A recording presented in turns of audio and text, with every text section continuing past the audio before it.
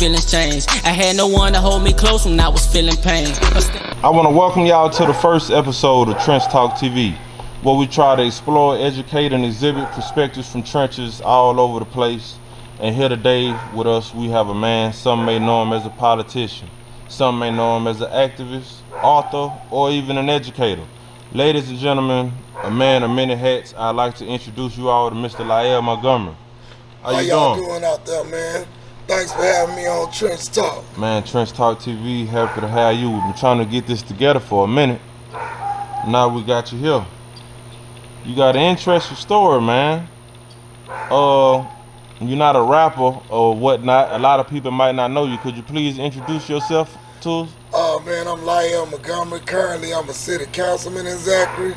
I'm just a guy from the neighborhood, man, that decided that I wanted to do what's right for my people. I wanted my people to have adequate representation inside these rooms, and I want them to have somebody that's gonna speak up. So I'm here, man. I was born at Earl K. Long. My people brought me back to Zachary.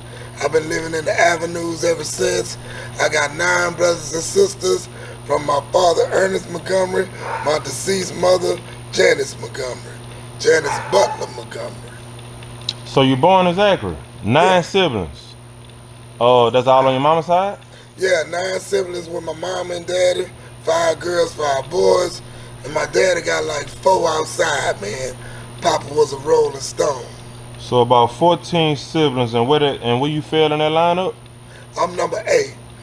You one of the babies? Yeah, I got 2 under me by my mom and daddy, but I got like 3 under me by my daddy. Man, that many siblings. And what year were you born? I was born in 73, man. You got me telling my age on here. Oh, man. Reaganomics at its finest. Oh, man. Nixon, Reaganomics, Carter. I've been through it all, man. So, Nixon, Reagan, you born 14 siblings. Was it a single parent home? Did you have both parents? Well, up until I was 6, I had both parents, but like a tragic situation took my mama from me, you know. All right. Growing up before we get to that tragic incident, how was that growing up for you? One of the babies of all those siblings.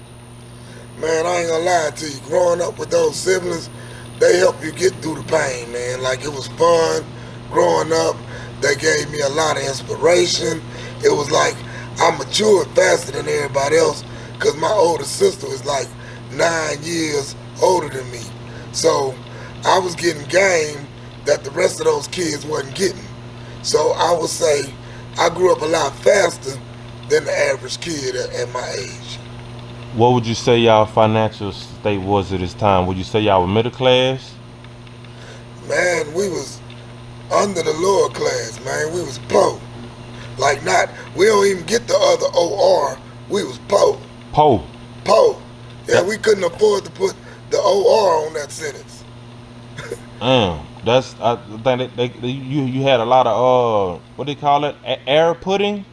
Air pudding when you get sleep for dinner, man. Sleep for dinner, that's what it is.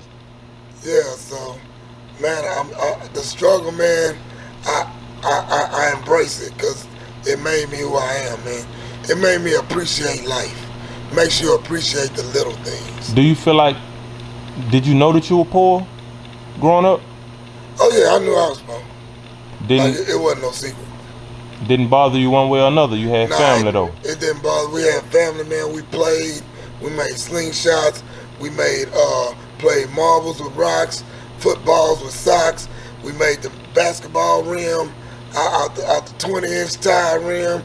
Yeah, we figured it out, man. Sound like y'all were pretty tight knit. Yeah, when you poor, you create things you wouldn't believe. Your mind, you use your mind, to think, and I appreciate that. I appreciate my mind during those times.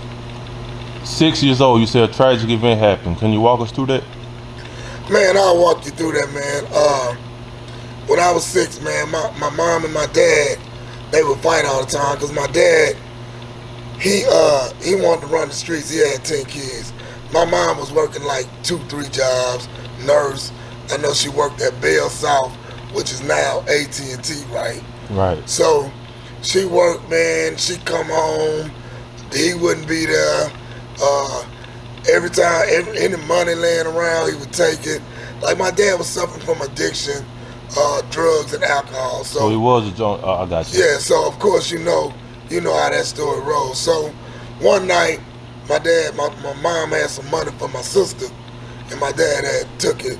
They got into the argument. They got into a fight. So they was fighting, arguing. So my dad decided he wanted to go to his car and get a gun. Came back and he shot through the bedroom door, and he landed all the shots inside my mama. Like they had fought. My mama had hit him with this. They had this weight thing that you stretch, and she bust him in his head. So he had a big old. His head was leaking. So it's safe to say he was kind of out his body, out his mind. Did they always used to fight like this? Well, they would fight, but it wasn't like that. This was different. Like this night, it was just, I think she had reached her point, man. She had 10 kids she trying to take care of. Then you like, my daddy, you running with all these women, So of course, it kind of took the toll on her. And I guess she was fed up with it. And then they fought, but then the devil got a hold of the manuscript. And he interjected his piece into it, right? Right. Which was get the gun, shoot through the door. And my mom was dying. As she was dying, I run down the hall. When I see her, she spent the last breath telling me to get out the room. She didn't want to see me like that. My older sister, Tanya, was cradling her, asking her to repent for her sins, all that, So I saw all that. And how old was your sister at that time? If I was 6, she might have been 15. And she was cognizant enough to tell your dying mother to repent for her sins. Yeah. Wow, that's yeah, deep. because we grew up in the church, man. So, it's one thing like my grandmother made sure we was in the church, throughout our whole life. Because, my mom was working. Dad wasn't at home. So we spent most of our time with our grandmother and our grandfather. My grandfather died in like 75, The day that happened, how did that affect you going forward? As a 6-year-old child, your dad not being around, being raised by your grandmother, but being real close to your mom, how did that affect you psychologically? Well, psychologically, man, I was distraught. I cried myself to sleep all the way up until I was like 12, man. I used to just cry, I would pray, wish mom was coming back. Psychologically, I was hurt. When you hurt, you lash out. I lash out on people. Back then, people would play the dozens. Like, in school, if you talked about my mama, that was an automatic punch in the mouth. So eventually people learn, like, not to play with us like that. Right. But I came to the grips that, man, I was young. We never got counseling. And we had to really just figure this out on our own, man. And that was a really big deal, man. But I went through a lot. But my sisters and brothers, they kind of made it. We was a close knit family, so like playing kind of took it off our conscience. Like, for instance, me and my brothers, like me, Craig, Maud, we grew up like 2 years apart from each other. So we was real competitive with each other when it came to football, basketball, anything. We would compete, we would play. And then I had a praying grandma, man. I had a grandma at 70-something years old, took in 10 kids, and the only thing that she could give us, a hopeless kid, no mother, no father, all she could give us was God. Like, that's why my faith is so strong, because I've seen God's work.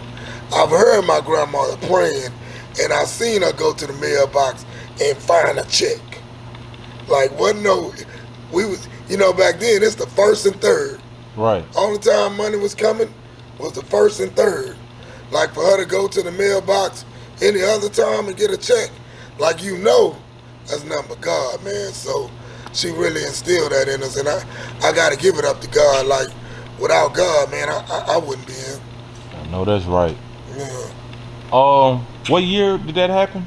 That was 1980. October 11th, 1980. My mama died October 11th. My birthday is October 18th. She was buried on my birthday. Jesus. So every birthday, that's what I gotta think about. Like, for a long time, I ain't even care about my birthdays. You know? I don't believe I care too much about it either. Oh man, I'm sorry to hear that.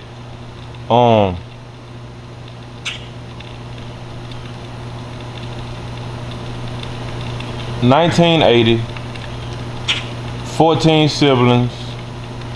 Your mom's passed.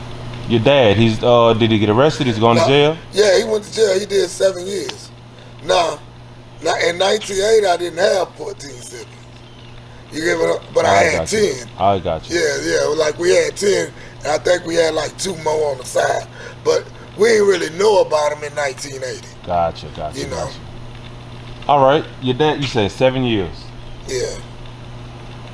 You all are of age now. You said you cried yourself to sleep many nights. You lashed out in school. How did that affect your social skills in school actually? Like I was withdrawn to a certain point, but like I went to Zachary High, man. Like to be honest with you, like I think then the population might have been 85 white, 25 black. Like we pretty much stick to the people that we knew back then. Right, 1980. You know, there's a lot of segregation going on in Zachary. You know, like I love baseball, like sports. I learned to write. You know, I wrote poetry, short stories. Like that was my therapy. My therapy was writing. You developed that early. Yeah. I had to develop something. I had to have an out. If I didn't have an out for all that pain, you were gonna act out. You know, and if I didn't write it down, or if I didn't really deal with it, then man, I would be a mess inside.